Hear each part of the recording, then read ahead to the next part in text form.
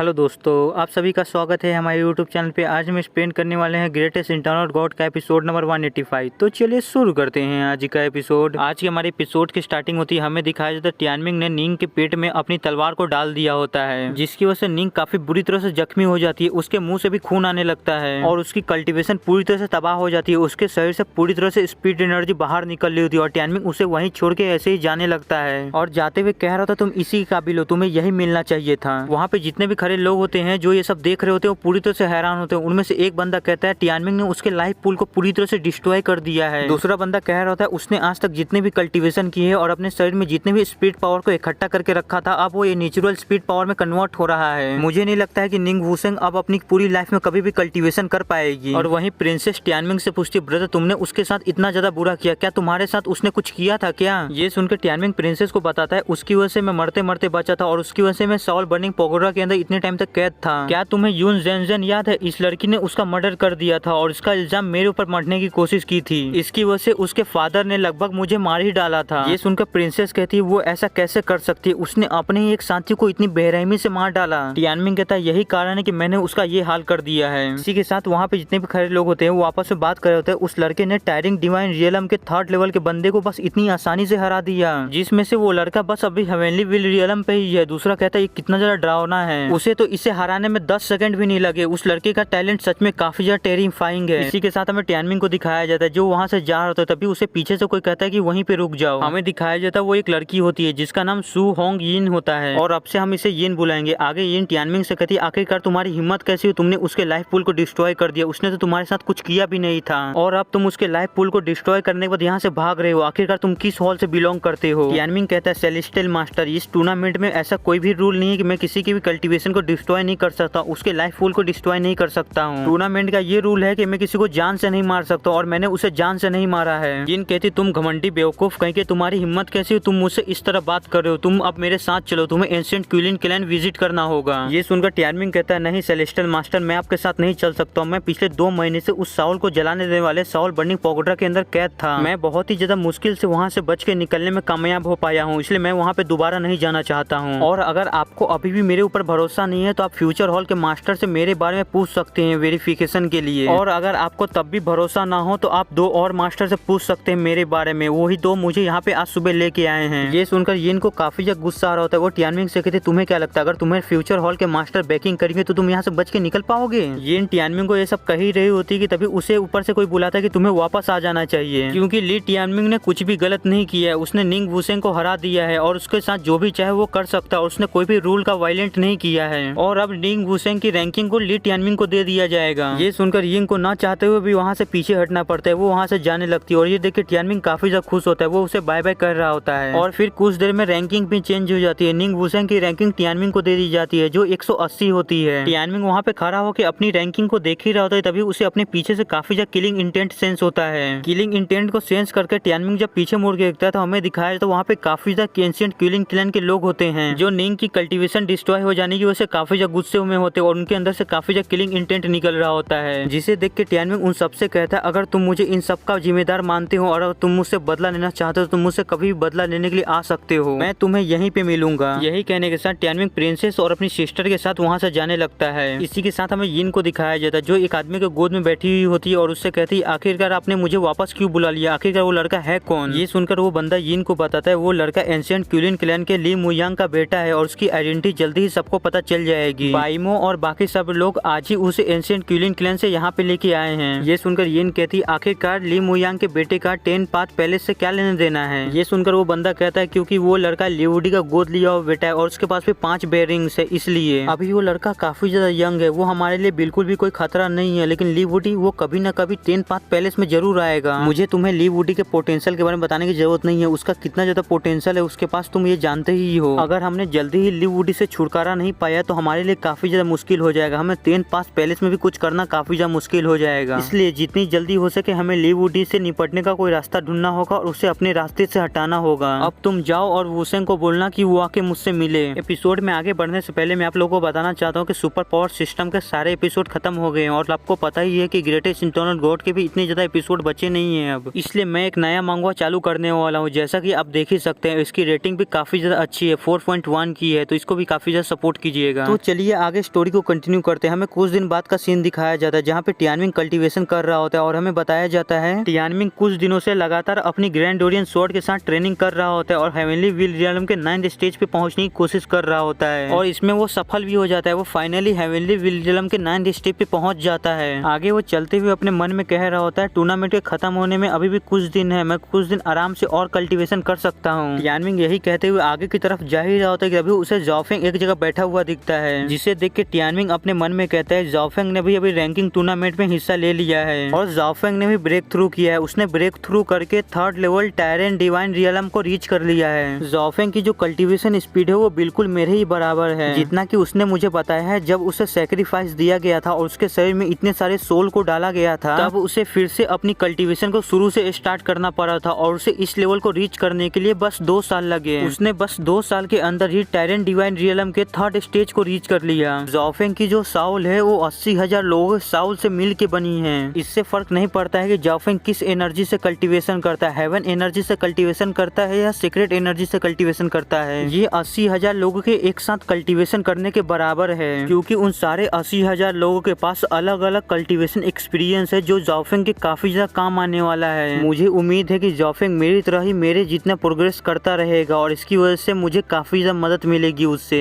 इसकी वजह से आगे चल के हम लोग एक अलग ऊंचाई पे पहुंच सकते हैं। टियानमिंग वहाँ पे खड़ा होकर ये सब कह ही रहा होता है कि अभी उसके पीछे से वही मोटा बंदा आता है जो उसे बुलाता है। फिर वो दोनों जाके एक टेबल पे बैठते हैं जहाँ पे वो मोटा बंदा टियानमिंग से कहता है मैंने कुछ देर पहले वुसेंग को तुम्हारा एड्रेस पूछते हुए सुना था। टियानमिंग कहते हैं आखिरकार अब उसे क्या चाहिए। वो मोटा बंदा कहता है मुझे जहाँ तक लगता है वो तुम्हें अपनी बर्थडे पार्टी में इन्वाइट करना चाहता है। ये एक हाईएस्ट लेवल की पार्टी होगी जहाँ पे काफी ज्यादा खूबसूरत खूबसूरत लड़कियां इकट्ठा होंगी। हर जगह बस खूबसूरत खूबसूरत लड़कियां ही रहेंगी, वो एक अलग ही दुनिया होती है। ये सुनकर प्रिंसेस गुस्सा हो जाती है, वो टेबल पे ही प्लेट को पकड़ देती है और ये देख के तो टियानमिंग कुछ बोल ही नहीं पा रहा होता है, वो काफी ज्यादा डर गया होता है। फिर प्रिंसेस वहाँ से गुस्से में चली जाती है, लेकिन तभी वुसेंग दरवाजे पे आता है और टियानमिंग से कहता है ब्रदर टियानमिंग मैं वुसेंग हूँ, क्या मैं अंदर आ सकता हूँ। ये सुनकर वो मोटा बंदा कहता है ब्रदर मैंने तुमसे कहा था ना वो जरूर यहाँ पे आएगा। इसी के साथ वुसेंग अंदर आ जाता है और टियानमिंग को ग्रीट करते हुए कहता है ब्रदर टियानमिंग काफी लंबा समय हो गया एक दूसरे से मिले हुए, मैं अपने साथ एंशिएंट रॉयल फैमिली के कुछ लोगों को लेके आया हूँ आपसे मिलाने के लिए। ब्रदर टियानमिंग आपको इसके बारे में तो याद ही होगा, मैंने पिछली बार आपको इसके बारे में बताया था। आप यहाँ नए नए आए हैं तो मेरी जिम्मेदारी बनती है कि मैं आपको सबसे परिचय करवाऊं। और जैसा कि आपको पता ही होगा कुछ दिनों में मेरा जन्मदिन आने वाला है, उसके लिए मैं आपको इन्विटेशन देने के लिए भी आया हूँ। मैं चाहता हूँ कि आप और सिस्टर ली मेरे बर्थडे पार्टी को ज्वाइन करें। वहाँ पे काफी अच्छे अच्छे जीनियस आने वाले हैं। अर्थ स्कोर के टॉप 20 के अंदर जितने भी है वो सब मेरी बर्थडे पार्टी को ज्वाइन करने वाले हैं और ये आपके लिए काफी अच्छा अपॉर्चुनिटी रहेगा कि आप वहीं पे अपने जैसे काफी सारे लोगों से मिल सकते हैं। ये सारी बातें टियानमिंग काफी ज्यादा गौर से सुन रहा होता है और अपने मन में कह रहा होता है मैंने काफी सारे लोगों से अभी तक मिला है और मैं उन्हें देख के बता सकता हूँ कौन दोस्त है और कौन दुश्मन। आगे टियानमिंग उससे कहता है अभी अभी एम्परर की डेथ हुई है और सब जगह शोक का माहौल है और आप इसमें अपनी बर्थडे सेलिब्रेट करना चाहते हैं। आपको नहीं लगता है कि काफी ज्यादा गलत है? मुझे तो लगता है कि आप अपनी फैमिली के साथ काफी ज्यादा ट्रबल में आ सकते हैं। फिर टियानमिंग अपने मन में कहता है मैं अभी एक ऑर्डिनरी डिसिपल हूँ, मुझे समझ नहीं आ रहा है कि ये मेरे साथ इतना ज्यादा पोलाइट क्यों है, इतना ज्यादा अच्छा क्यों बन रहा है मेरे साथ। फिर वुसेंग कहता है ब्रदर टियानमिंग मैं आपकी चिंता समझ सकता हूँ, सब जगह अभी शोक का माहौल चल रहा है, लेकिन शोक का माहौल सिर्फ 1 महीने ही रहने वाला है और मेरा बर्थडे अगले महीने है, तब तक शोक का माहौल खत्म हो जाएगा। ये सुनकर टियानमिंग कहता है अच्छा ऐसा है क्या, तो मैं इसके बारे में अपनी सिस्टर से बात करूंगा। तभी टियानमिंग की सिस्टर पीछे से आती है और टियानमिंग से कहते ब्रदर क्या तुमने मुझे बुलाया? फिर टियानमिंग अपनी सिस्टर से कहता है कि सिस्टर वुसेंग ने अपने बर्थडे पार्टी में हमें इन्वाइट किया, क्या तुम जाना चाहती हो? फिर वुसेंग साइड से कहता है सिस्टर ये पार्टी इतनी भी ज्यादा ग्रैंड नहीं होने वाली है, वहाँ बस कुछ दोस्त रहेंगे जो आपस में मिलकर मजे करेंगे। मुझे उम्मीद है कि आप वहाँ पे आएंगे, अगर आप वहाँ पे आई तो मुझे इससे काफी ज्यादा खुशी होगी। लेकिन टियानमिंग की सिस्टर उसे मुंह पे ही मना कर देती है, वो कहती है कि मैं वहाँ पे नहीं आना चाहती हूँ। ये सुनकर तो वहाँ पे पूरी तरह से साइलेंस छा जाता है, वहाँ कोई भी कुछ नहीं कह पाता है इस चीज पे। इस साइलेंस को तोड़ते हुए टियानमिंग कहता है ब्रदर वुसेंग मुझे माफ करना कि मेरी बहन ने मना कर दिया, लेकिन वो काफी ज्यादा इंट्रोवर्ट है, वो कहीं भी बाहर नहीं जाती है, किसी भी पार्टी में नहीं जाती है, उसे अकेले ही रहना पसंद है, मुझे नहीं लगता कि वो आपकी पार्टी में आ पाएगी। वुसेंग कहता है अगर वो इंट्रोवर्ट है तो मुझे लगता है कि आपको उसे और बाहर लेके जाना चाहिए, आपको उसे मेरी पार्टी में लेके आना चाहिए। और इसी के साथ आज का हमारा ये एपिसोड यही खत्म होता है। वीडियो पसंद आया होगा तो लाइक कर दीजिए, नहीं आएगा फिर भी लाइक कर दीजिए और चैनल को सब्सक्राइब कर दीजिए। Thank you for watching, bye, मिलते हैं अगले एपिसोड में।